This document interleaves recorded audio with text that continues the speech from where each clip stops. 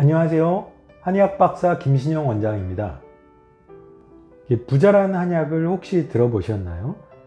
이 영화에서도 간혹 나오는데 조선시대 때 사약으로 쓰이던 약 중에 하나로 알려져 있죠. 뉴스에서도 가끔 부자를 잘못 먹고 병원에 실려갔다는 기사가 나오기도 합니다. 그렇지만 이 부자란 약은 한의원에서 생각보다 많이 사용하는 약입니다. 다만 그냥 처방에 넣어서 복용해서는 절대로 안 됩니다. 이 법제라고 해서 소금과 녹두를 섞어서 오랜 시간 끓여서 독을 빼내는 작업을 한 후에 약으로 사용하게 됩니다. 이 부자는 여러 가지 난치성 질환에 탁월한 효과가 있어서 병이 심할 때는 꼭 필요한 약입니다.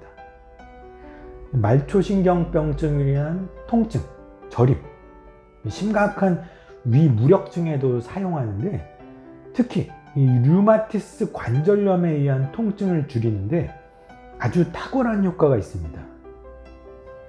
가족 중에 류마티스 관절염을 겪어본 분은 알겠지만 이 통증이 심할 때는 일반 진통제로는 잡히지가 않고 마약성 진통제를 사용해야 조금 통증이 줄어들 정도입니다. 그래서 한약재 중에서는 류마티스 관절염이나 신경통 이런 통증이 극심할 때 부자란 약보다 더 강력하게 통증을 줄이는 약은 없다고 해도 과언이 아닙니다.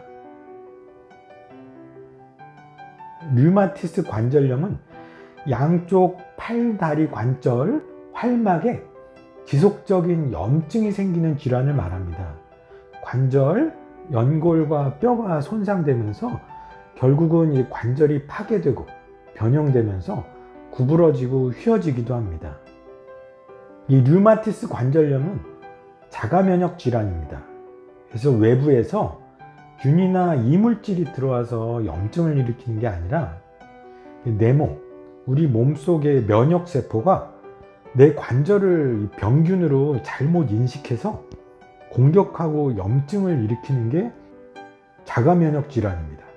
이 특징적인 증상이 손과 다리, 작은 관절에서 좌우 대칭적으로 시작되는 경우가 많습니다. 이 병을 겪는 분들은 잘 아시겠지만 초기에는 손발 관절이 붓고 아프면서 아침에는 뻣뻣해서 펴지지 않는 증상이 1시간 이상 계속되기가 쉽습니다. 또한 몸에 만성 염증 반응이 계속 있기 때문에 만성 피로가 심해지고 그 검사를 해도 이유 없이 계속 몸에 미열이 계속되기도 합니다. 그래서 류마티스 관절염은 관절에만 생긴다고 생각할 수 있지만 이 병이 심해지면 심장, 폐, 눈에도 염증이 진행될 수 있습니다.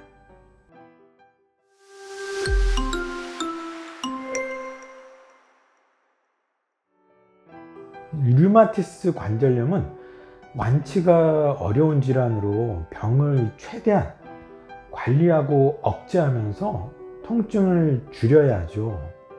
그래서 진통 소염제, 스테로이드 약물도 사용하지만 최근에는 면역 억제제를 많이 사용합니다.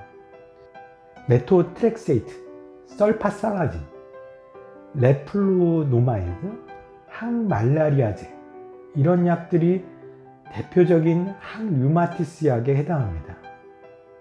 그런데 이 병을 겪는 분들이 이런 약물을 복용해도 증상이 잘 관리되지가 않고 통증이 극심해서 한의원에 오는 분들이 많습니다. 이런 경우에 특정 유형의 류마티스 관절염이 있는 분들에게는 이 부자가 들어간 약이 통증을 탁월하게 억제하고 삶의 질을 굉장히 업그레이드 해주는 경우가 있습니다. 우리가 이 부자가 들어간 한약재를 관절염이나 신경통이 있는 분들이 먹어보면 관절 주변이 뜨뜻해지면서 굳어진 부분이 확 풀리는 느낌을 받습니다. 류마티스 관절염은 쉽게 말하면 관절이 뻣뻣하게 굳어지는 질환입니다. 이 굳어진 부분을 풀려면 강력한 효과가 있는 약이 필요한데, 이 부자는 혈액순환 효과도 한약재 중에서 가장 강력하지만 통증을 줄이는데도 탁월한 효과가 있습니다. 부자는 양약적으로도 염증을 제거하는 항염증 효과, 통증을 줄이는 진통 효과와 종양을 제거하는 효과도 있다고 알려져 있죠. 부자가 들어간 한약은 관절염으로 인한 통증을 줄이고 삶의 질을 높이는 데는 좋은 효과가 있어요. 그렇지만 주의할 점은 부자란 약은 일반인이 쉽게 구하기도 어려울 뿐더러 이 법제를 하지 않고 단독으로 마치 보리차를 마시듯 끓여서 드시면 건강에 큰 위험을 초래할 수 있습니다.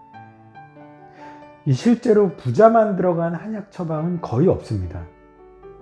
부자의 독성을 줄이는 과정을 거친 후에 각 한의원이 노하우가 담긴 약재를 같이 배합해서 처방해야 부자의 효과를 극대화할 수 있습니다.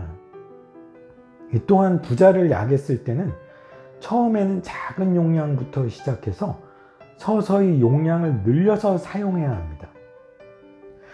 처음부터 많은 양을 넣게 되면 부작용이 올 수가 있습니다. 이런 자가 면역 질환들은 극심한 스트레스를 받은 후에 발생하고 스트레스가 심할 때 악화되는 경우가 많습니다. 증상이 심할 때를 보면 극심한 피로감도 호소하고 자율신경 이상 증상들이 같이 나타납니다.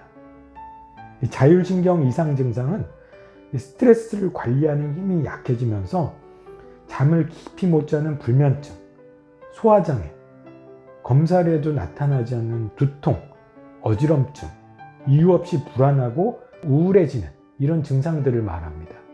실제로 이런 자율신경 이상 증상들이 있을 때는 항류마티스 약, 진통제 이런 걸 써도 통증이 잘 줄어들지가 않고 계속 진행되는 분들을 제가 많이 보았어요. 이럴 때는 류마티스 치료약과 함께 자율신경을 안정시켜서 면역체계를 안정화시키는 치료가 병행돼야 좋은 효과를 보실 수 있으세요. 그래서 제 경험상으로는 이 류마티스 관절염이 아무리 오래되고 심하셔도 적합한 약재를 잘 찾으셔서 그것이 내 몸에 딱 들어맞는다면 통증이 확실히 줄어들고 삶의 질이 굉장히 높아진 것을 많이 볼 수 있었습니다.